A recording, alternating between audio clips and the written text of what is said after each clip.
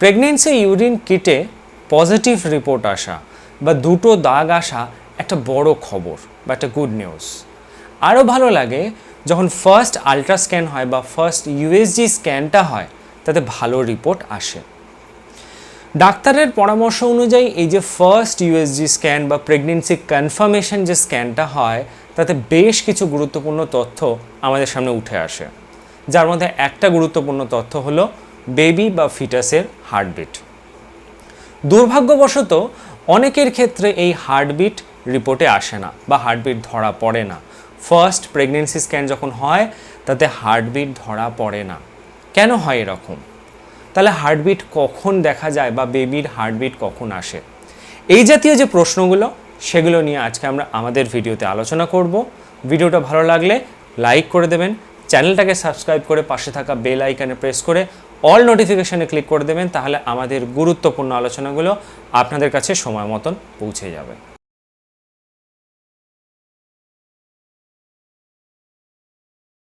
Conception বা প্রেগনেন্সির ক্ষেত্রে একটি শুক্রাণু এবং একটি ডিম্বাণুর মিলনের ফলে যেটা তৈরি হয়, যেটাকে জাইগোট, ফিটাস, ভ্রূণ বা হিউম্যান বেবি বলা চলে, সেটা ঠিক 4 সপ্তাহ সময় প্রায় 200টি কোষের সমষ্টিতে পরিণত হয়, কিন্তু আকারটা একটা পোস্তর দানার মতন হয়। অদ্ভুতভাবে এই সময় নিউরাল টিউব তৈরি হয়ে যায়। এই নিউরাল টিউবটাই পরবর্তীকালে ডেভেলপ হতে হতে মস্তিষ্ক এবং সুষুম্নাকাণ্ড বা স্পাইনাল কর্ড তৈরি করে। ঠিক এই 4 সপ্তাহ সময় বেবির বা ফিটাসের হার্ট বা হৃৎপিণ্ড তৈরি হওয়া শুরু হয়।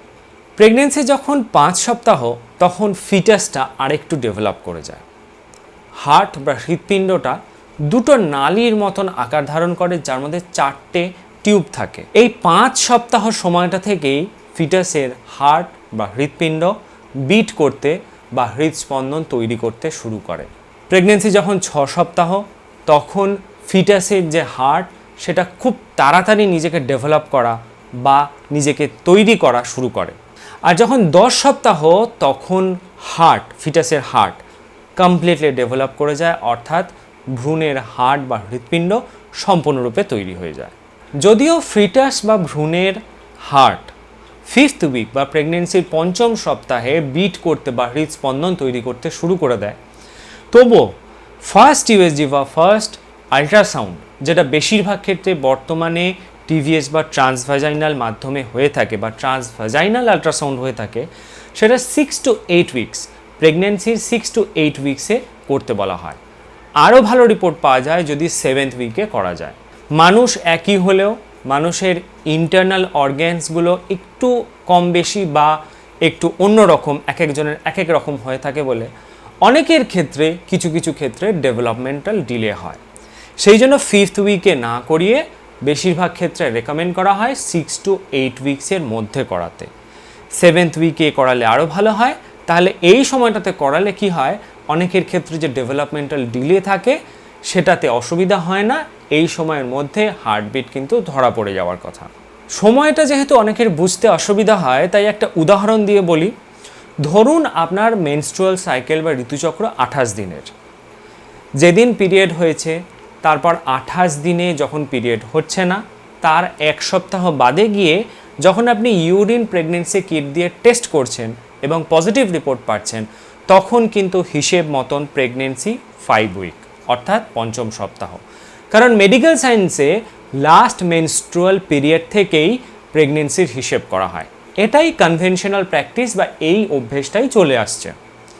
এবার আপনি প্রেগনেন্সি রিপোর্ট পজিটিভ পাওয়ার পর ইউরিন কিটে যখন আপনি ডক্টরের সঙ্গে পরামর্শ করছেন এবং ডক্টর আপনাকে বলছে 2 সপ্তাহ বাদে একটা আল্ট্রাসাউন্ড রিপোর্ট করিয়ে যেতে, তার মানে অলরেডি 5 উইকস প্লাস 2 উইকস 7 উইকসের মাথায় বা 7th উইকে আপনি ফার্স্ট আল্ট্রাসাউন্ড রিপোর্ট করবেন, যাতে কিন্তু হার্টবিটটা ধরা পড়ার কথা।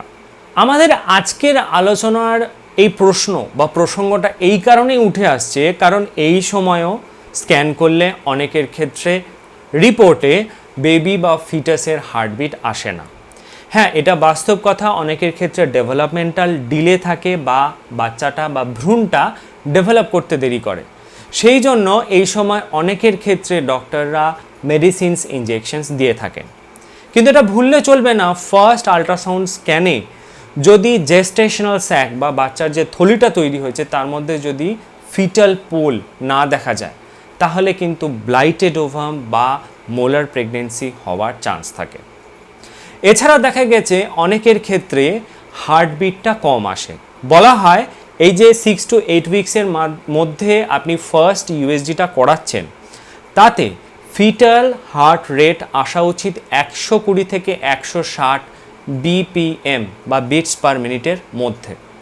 যদি খুব কম বা খুব বেশি আসে তখনও কিন্তু এটা একটা খারাপ সূচনা দেয়।